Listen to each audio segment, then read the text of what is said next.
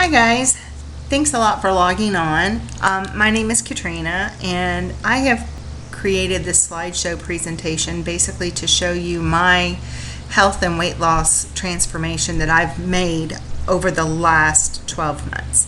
Not done yet, still working on it, but I really hope that by listening to this and watching this, it'll give you some hope and inspire you in some small way that you too will start your journey to reclaiming your health. I want you to imagine something for me. Imagine waking up each morning feeling completely exhausted. You feel that way because you never sleep through the night. Because every single time that your body changes position, you awaken in pain. Imagine going throughout your day with chronic aches and discomfort. Your joints, your back, your legs, your hip, and your feet. Every single time you move and even walk. This was not how I imagined my life to be, yet this is how I lived.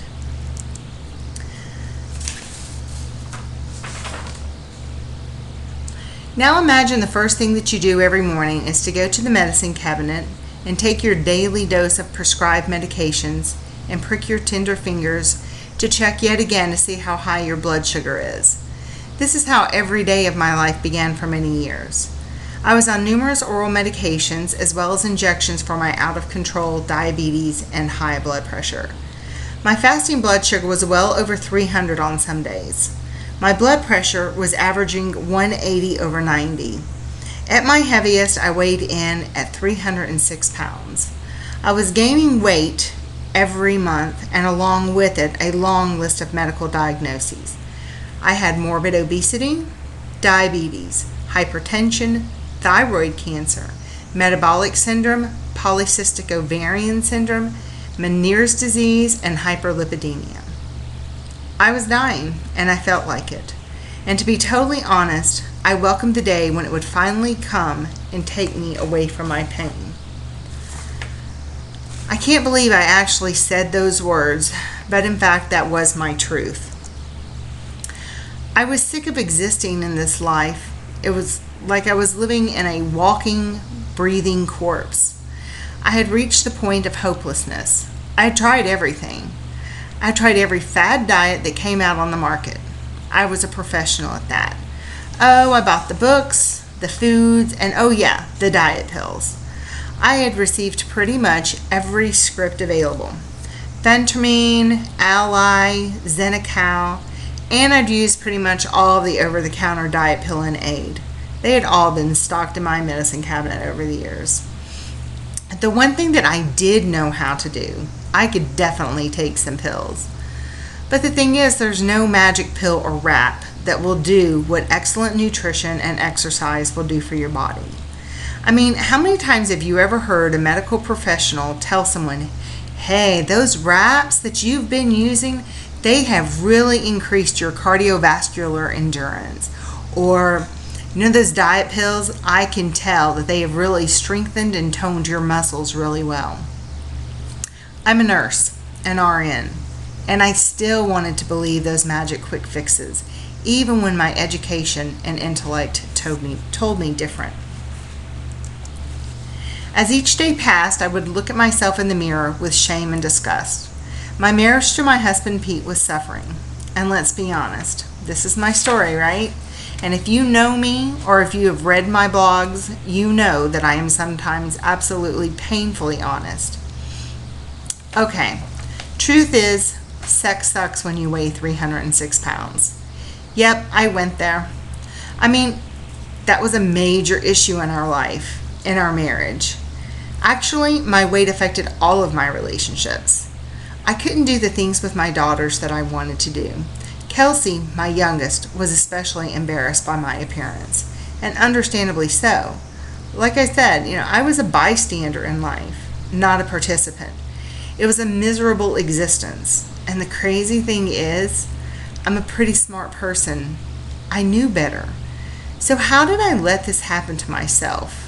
I mean, how do any of us let this happen to ourselves? I'm a nurse. I could save lives for God's sakes. Anyone but my own, it seemed. Yet when it came to my health, I was destitute to a life that my behaviors and addictions had created. When I think back to the old me, the word that automatically pops into my head is pathetic. I was pathetic. But please don't get me wrong, my life wasn't always like that. I didn't balloon up to 306 pounds overnight. Actually, I was a cheerleader in high school. I had the boyfriends, the cute body, and bubbly personality. And as odd as this may sound, becoming 306 pounds happened almost without me noticing. Though I had always been conscious about my size, watching what I ate, and, I got exercise. Like I said, I was a cheerleader in high school. The weight issues for me began to become really serious a few years before I was diagnosed with thyroid cancer, and that was in 2001. I'd been putting on weight and struggling with depression and feeling ill all the time. After I received my diagnosis, I underwent 2 surgeries and treatment. I thought that my body would easily return back to my normal self. It did not. There was going to be some work in getting my body back healthy again. And I tried. For a while, I went to the gym with my ex-husband, he was my husband at the time, who was a trainer, where I worked out every single morning at 5 a.m. under his instruction. Now, let me tell you, that was not going to be something that was going to be a lifestyle for me. Actually, I hated it. I'm not a morning person. I watched my diet. I did lose weight. But in order to succeed in something and for it to be lasting, whatever it is that you choose, it has to be a lifestyle commitment. Being at the gym at 5 a.m. lifting weights was not. So after I lost some weight, I filed for divorce and then gained back over the years approximately 90 pounds. As they say, life happens, and mine certainly did. Everything and everyone else was a priority in my life. My health was never in the top 10 of those priorities. Throw in there depression, a bitter divorce, another marriage, nursing school, raising 3 daughters, commuting from Knoxville to Atlanta for work, working 12-hour shifts at night, and eating mostly all of my meals on the road from, one fast food place or another. Well, my failing health was inevitable. My body image portrayed what my life was like. It was crap. But again, life goes on. I was a survivor. Not necessarily of just cancer, but of my own existence. I participated as best I could in my kids' activities, but mostly I was a bystander. I attended volleyball games, but didn't practice the sport with them. I attended the swim meets with my youngest, but I did not dare put on a swimsuit. There were no fun vacations at the beach. I made excuses for high school reunions. Never attended one.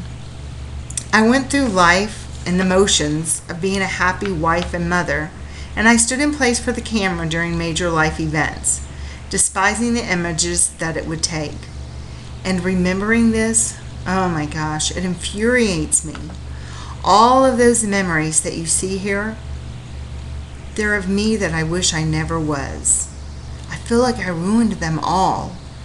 And not only that, but I'm angry on everything that I've missed out on with my family, because either I was physically unable to participate or simply too ashamed. Those moments, they're gone forever. I can never recapture them again. And it's not just like the big life events that were an issue. It's the everyday things, like going out to eat and having to ask the waitress to change your seating arrangements because you can't fit into the booth, or not being able to ride on rides at amusement parks, not being able to attend an event comfortably because, when you go shopping for outfits and you weigh 306 pounds, everything either resembles a tablecloth or a muumuu. Every time I would walk in the door to a meeting, to an event, I would always scan the room to see if I was the fattest one there. Those are the everyday thoughts and experiences of someone that is morbidly obese. Those were my thoughts and experiences. And then it finally began to happen. You know the old saying, things happen in threes? Well, around July of last year, I experienced 3 epiphanies that led me to change the course of my life. Last July, my oldest daughter Kayla had given birth to my grandson Colt. And this is in July of 2012. He is almost 2 years old now. So when this happened, he was still a baby. He is our first and only grandchild. My health was continuing to deteriorate, and by this point, I was actually having difficulties walking up the stairs in our home. Everything felt like it was this huge taxing effort on my body. Along with my other health issues, I had developed shortness of breath and neuropathy in my feet. Even my family didn't know about all of those things. A lot of things, I just didn't mention because I didn't feel like I had the power to change it. So anyway, Kayla and Chris, her husband, were planning to move. Christopher is in the Marines, and Kayla and the baby were going to move back home to Tennessee because Chris was deploying to Japan. I was planning to leave my full-time nursing job so that I could keep Colt so she could go to school. It was one of those life dreams of mine. It's something that I wanted to be able to do for my grandson just as my grandmother had done for me when my mom returned to school. And it was around that time that I finally started coming to terms with my health and how poor it was. I realized that if something didn't change, I was going to die sooner rather than later. I was going to miss all of Colt's life. It filled me with deep sadness and regret, and yet it also angered me beyond belief. I was angry at nobody else but myself. This was my fault. How selfish could I be? Here I was blessed in so many ways. A great husband, wonderful children, great friends, and yet I was throwing my life away, literally. It made me angry to know that as a child I had the best grandmother in the entire world, and yet here I was killing myself, depriving Colt of having the same. That's when it really started to hit me. That light bulb moment that they say goes off. As a mother, I always want to put my kids as a priority. I would sacrifice my last breath for them at this very moment, and yet I was dying by my choice, my actions, and my behaviors. I was going to leave them and this baby without a mother and a grandmother, and my husband without a bride. What in the hell was I doing? When I quit my full-time job, I went to work on the hospital. I sat down in the break room one day, and a nurse practitioner named Matt was sitting there having his dinner. He looked at my meal. He said, "Are you going to eat all that?" I proudly assured him that I was. It was about 4 large servings of lasagna. And then Matt started sharing about his weight loss. He'd lost about 60 pounds at the time, I think. Then he said to me something that I will never forget. He said, "I give you permission to lose the weight and take care of your health. Sometimes that's all we need is permission." I really didn't know what to say. I thanked him. I accepted his permission. And then I left, feeling like throwing up my lasagna.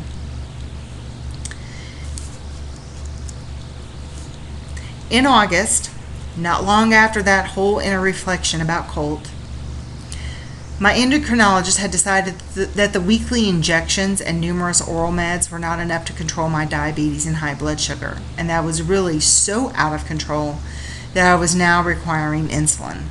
For your information, nurses make really bad patients. I refused to take the insulin. I was over this medicine crap. Every time I went to the doctor, I came home with yet another new prescription in my hand or a prescription where my meds had been increased. The cost of my meds at this point averaged about $300 a month. I hate shots. I simply refused to get the script filled. Let's just say that my doctor was not happy with me.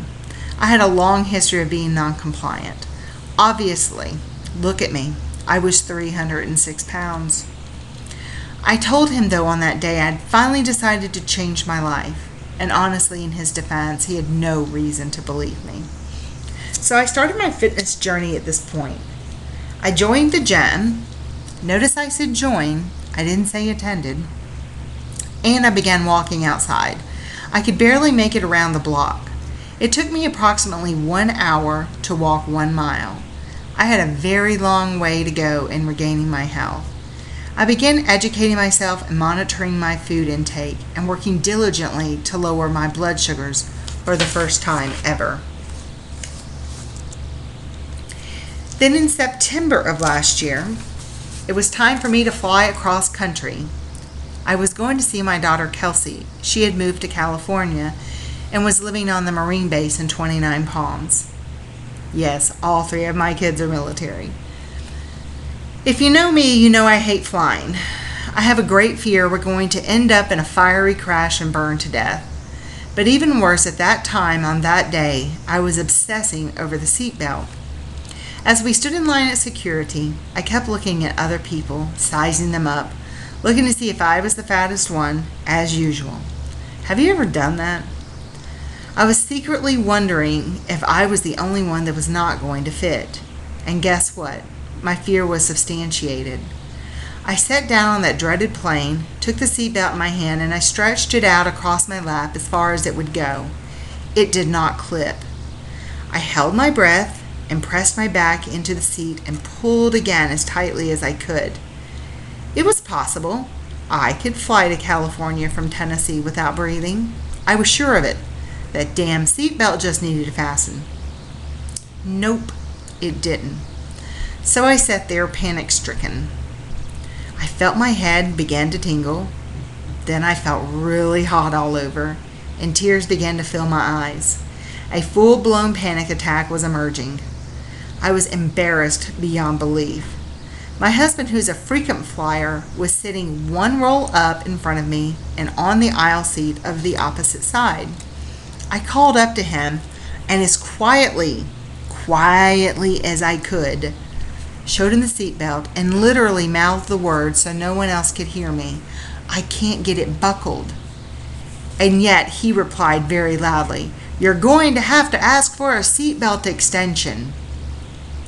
That moment I just described to you was by far the most humiliating moment of my life. If I had to ask for an extension, then everyone around me would know I was fat. Duh, you think? What in the hell was wrong with me? Was I the only one living in denial? Self, get a clue. You're fat. So all this time, I don't fly because I'm afraid of flying and dying in a fiery crash. But every single day, I was committing a slow suicide. My trip to California was not as I had hoped, though I loved being able to spend time with my youngest daughter. I wanted her to show me her life. She wanted to show me so much about the area that she was now living in, and yet I was in too much pain to enjoy it. I couldn't hike the desert trails like she wanted, nor could we enjoy the street fair in Palm Springs because I had to stop and sit frequently because my body hurt so badly. I did what I always did to have fun. I ate. Then on the return flight home, I swore to myself that I would not be the same person when my daughter Kelsey saw me again. I was going to change my life. I was going to be the mom that all 3 of my daughters deserve to have. When I returned home from California, it was time to take action. My daughter Kirsten had come home to live with us, and she inspired me greatly. She was preparing to enter into the Navy and was working really hard to meet weight. I watched her come home from her workouts dripping in sweat. I paid attention to her eating habits, and I celebrated her successes of weight loss with her. I was so proud of her. She was working out and working at a local gym, the same one that I had gotten that membership to months ago. So I actually began and started using the membership, and I started using the treadmill. I tried to recall the weightlifting routine that I had done so many years ago with my ex-husband.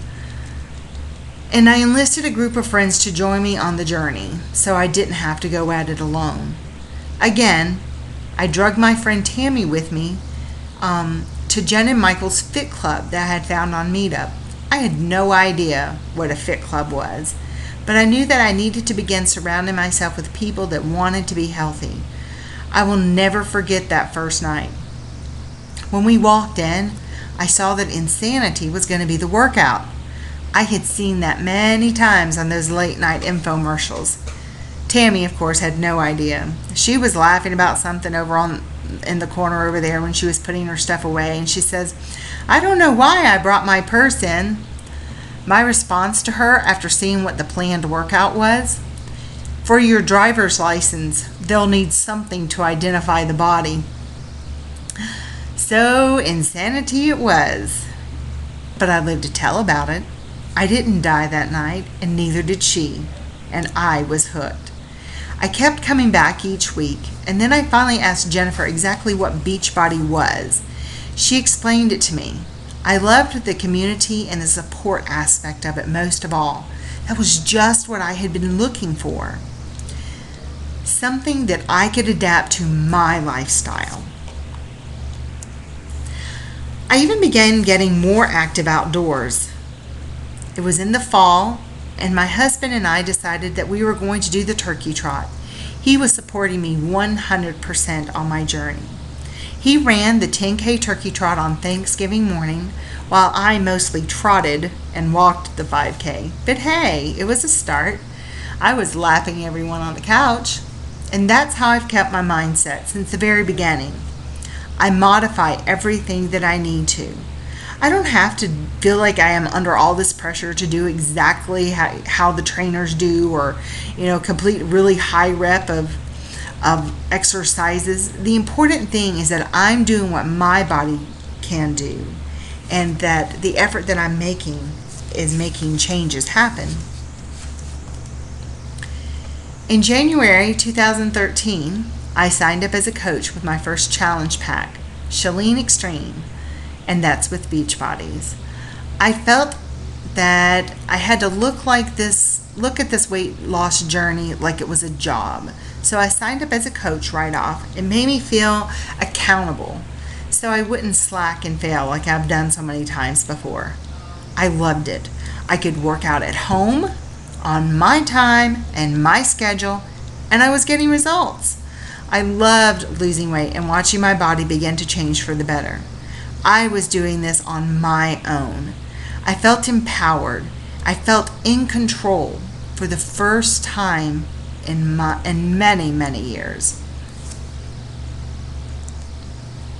I even began to dream and develop personal goals again. I started to actually believe in myself. I made a plan and I followed it. I made a vision board and I engaged myself completely in my new lifestyle. I exercised.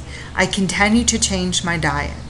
My body continued to transform, and I began reading personal development books. I was doing it. In June, I was blessed to be able to attend Beachbody Summit. This event meant more to me than I can possibly express to you in words. I had officially hit my 100-pound weight loss mark. This was totally surreal. 9 months prior to this, I boarded a plane to go out west to see my daughter, and I couldn't fasten the seatbelt. My body was diseased and I was physically ill. And just 9 months later, I was back on a plane, no extension needed, and I was a Beachbody fitness coach at a fitness convention. Seriously, it literally seemed impossible. 9 months is how long it takes to give birth. I honestly feel like I had been reborn.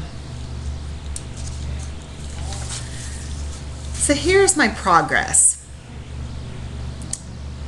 I really wish I would have taken my measurements in the beginning at 306 pounds, but I didn't. Per my logs, because I can tell you because I chart my monthly weight loss in my inches every month, and they pretty much mirror each other. So overall, my weight loss has been 110 wonderful pounds so far. My documented inches are 75 inches lost since October of last year. And I'm sure if I would have measured back in August, it would have been at least 100 by now.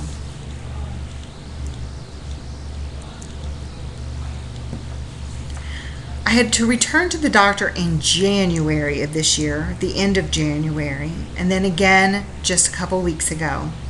Here are the lab results in comparison to what they were back in June when I first started. My doctor couldn't believe it.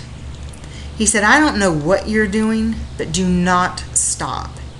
He called me a rarity and one in a million, and said he wishes that all of his patients would take the initiative like I have done. When I read my results, I became tearful.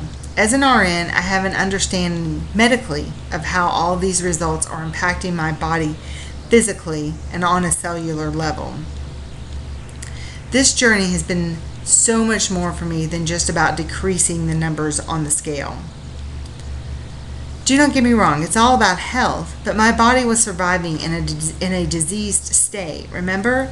I mean, look at the numbers. I'm reversing all that damage. I'm healing my body from the inside out. And guess what? Those medications that cost me $300 a month, this most recent lab result that you see on 7/31, that's without any diabetes medications or any high blood pressure medications at all. I am now considered pre-diabetic. I'm still working on getting those numbers even lower. My glucose daily averages like 108. The normal range is 70 to 110. My TSH is perfect. My ALT is 42. That number is supposed to be 7 to 51. That's great. My AST is 26, and that should be 25 to 45. I'm sorry, that should be 12 to 45. My cholesterol is 131. It started out at 194. It should be 0 to 200. And my triglycerides, which used to be 260, are all the way down to 57. They should be less than 190. So I'm doing it. I'm making changes in my body on a cellular level.